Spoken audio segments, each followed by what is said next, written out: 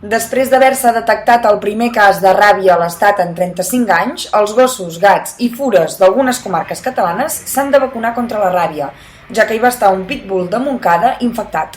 Josep Aumatell, veterinari de la Garrotxa, ens n'ha explicat els detalls. Els cabatuns que van anar a Marroc, i que van intentar tornar de Marroc cap a Espanya, van estar una temporada a Marroc, el gos es devia contaminar allà perquè a Marroc hi ha ràbia, i esclar, la ràbia incuba entre 15 i 50 dies, vull dir, ja està una mica més.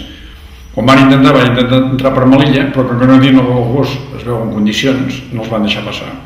Després allà van fer el truco d'anar a Ceuta, un pas que hi ha per Ceuta, que hi passen 15.000 persones cada dia, que es veu que allà es van poder colar, i de Ceuta, que és la ciutat espanyola, van passar a Algeciras. D'Algeciras després van venir a Montcada i Reixac, a Banyoles, a Piera, l'altre poble de Banyoles, Porqueres, i a Monzón, a Huesca també van anar. I després finalment van anar a Toledo, i aquí a Toledo va sentar el gos, en un dia va atacar 5 persones.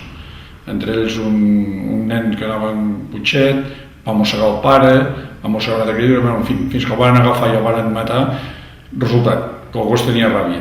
Per tant, tots els llocs on ha estat aquest gos durant aquest mes de maig, que és quan s'ha anat tota aquesta fase, doncs s'han de vacunar. En el cas de Banyoles, avui he vist que a la tele deien que el barri Sant Martí Barcelona, suposo Montcada i Reixac, i seria bo també que les zones que estem a tocar en aquestes comarques tothom vacunés.